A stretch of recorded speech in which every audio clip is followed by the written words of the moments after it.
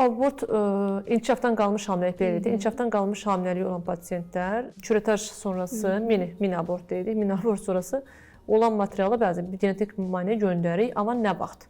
Deyilin pasiyent təzə evlənib, bir dəfə hamilə qalıb və bu inkişafdan qalma var bunda pasiyentdə.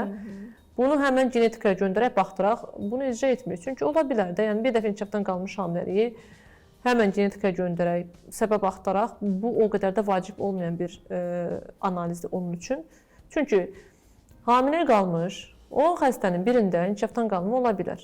Amma həmin o pasiyent ikinci dəfə hamilə qalanda statistikaya görə 90%-in üstü sağlam uşaq dünyaya gətirir. Ona görə bütün dünyada əvvəllər 3 inkişafdan qalmış hamiləlik idi. İndi 2 inkişafdan qalmış hamiləlik varsa, yəni deyəlim, daha öncə 1 inkişafdan qalmış var, 8 həftəyə qədər belə düşünək. İndi də 2-ci inkişafdan qalmış bir hamiləliyi varsa, bəli, bunun abort materialını genetik analiza göndərmək olar.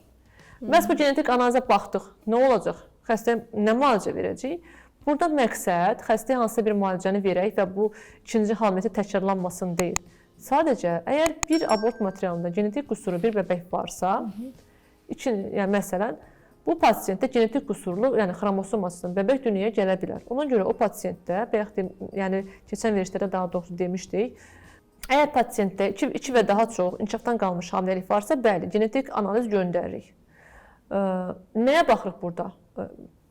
Karyotip baxırıq. Məsələn, 8 həftədən altı təkrarlanan inkişafdan qalması var. Bəli, biz burada karyotip baxırıq. Karyotipi niyə baxırıq? Bu hamilə üçün deyil. Hər hansı bir müalicə üçün də deyil. Bundan sonraki hamilələrdə diqqətli olaq. Həmin pasiyent qüsurlu bəbək dünyaya gətirə bilər. O biri bəbəklər diqqətli baxılmalıdır, lazımsa genetik testlər götürülməlidir. Əgər pasiyentdə təkrarlayan genetik qüsurlu bəbəklər varsa, artıq burada normal yolla müalicə deyil, fərqli yollarla müalicəyə götürüb sağlam embrionları anaya yerləşdirmək üçün baxırıq bu testlərə. Yəni testə baxıb da anaya özəl bir müalicə verə bilmirik ki, bir daha təkrarlanmasın. Sadəcə tədbirimizi alaq, o bir bəbəyi genetik qüsurdan qoruyaq deyə baxırıq.